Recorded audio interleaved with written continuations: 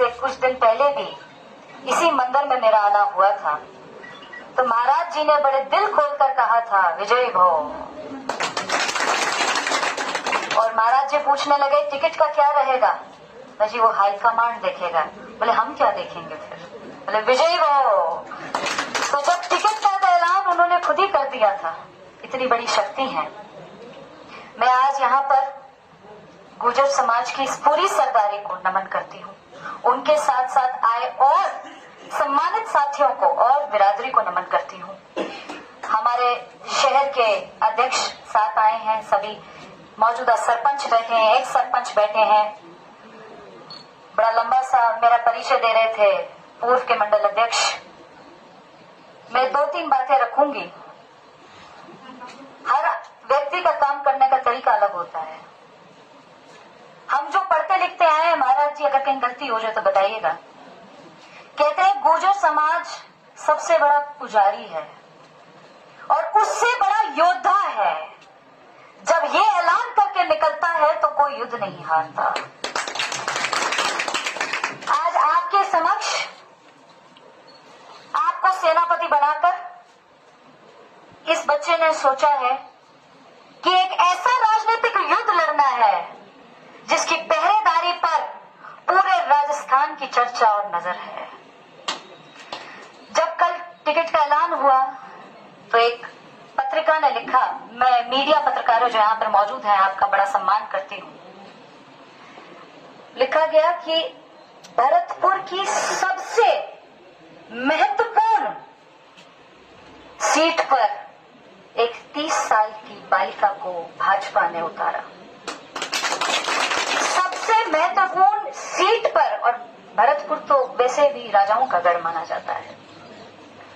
तो महाराज जी आज आपके गढ़ से, आज आपके मंदिर से ये हम आश्वासन लेते हैं। कनवाड़ा को तो पिछली बार भी बता दिया गया था कि राजधानी माना जाता है और आपके केंद्र स्थल को हेडक्वार्टर माना जाता है। जो चुनाव है जीते लड़े आपके द्वारा जाते हैं। आपने मेरे जैसे गरीब पर सीधी नजर भी देख ली तो चुनाव वैसे ही जीत जाएंगे। बहुत ज्यादा किसी की जरूरत नहीं है, बस आप अपनी सीधी नजर रखिएगा। यहाँ पर बहुत सारे ऐसे साथी हैं, पूर्व में सरपंच हैं, सिटिंग सरपंच हैं, मौजूदा सरपंच हैं, पूर्व में पार्षद हैं, वर्तमान में पार्षद हैं, जिनसे मेरे रूबरू संबंध हुए। मैं आपको एक बात बताना चाहती हूँ, अगर आपने ये विश्वास कर लिया तो ये जो सरहदों की सीमाएं हैं ये काबू में आ जाएंगी और ये आप चुनाव जीत जाओगे। मैं आपकी अपनी बेटी हूँ, बेटा भी हूँ। मैंने आपके बेटी के भी फर्ज अदा करने हैं और बेटे के भी अदा करने हैं। बेटी के तो ये हो सकते हैं जो मेरे माता पिता ने संस्कार दिए, और बेटे के वो हो सकते हैं जो युद्ध लड़ा जाता है मैदान में उतार कर।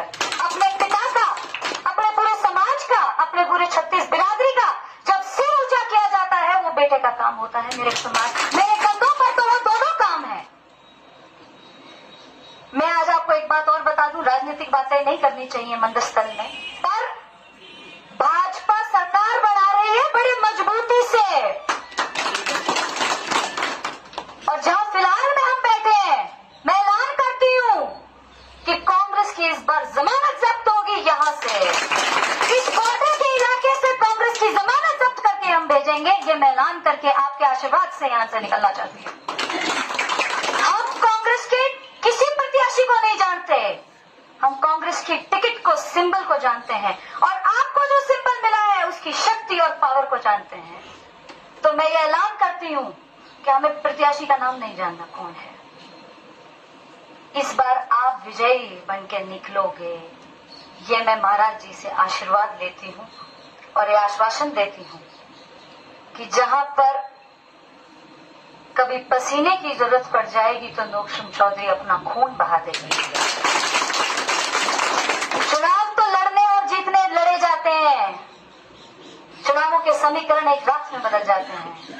कतल की रात आती है, अगले दिन चुनावों के समीकरण बदल जाते हैं, पर असली लीडर वही है, असली समाज का वक्ता वही है जो अपने समाज में रह के काम करता है। चुनाव तो मैंने 26 साल की उम्र में भी लड़ लिया था। उस टाइम देश में सबसे कम उम्र में हर पार्टी में चुनाव लड़ा था मैंने। तब भी माननीय प्रधानमंत्री जी के आश्वासन से चुनाव लड़ा था। आज मेरी 30 साल की उम्र है, तो मैं 3.5-4 साल के अंदर में मुझे दूसरा मौका पार्टी ने दिया। राष्ट्र की सबसे बड़ी पार्टी, विश्व की सबसे बड़ी पार्टी ने एक उदाहरण बना दिया कि 3.5-4 साल के पूर्व में भी एक कोई प्रत्याशी को दोबारा दूसरे जगह से उतारा जा सकता है। ये एक पार्टी ने विश्वास जताया है, जिसका मैं बहुत बहुत धन्यवाद करती हूँ। आप सभी समाज के सभी सम्मानित साथी से नमन करती हूँ।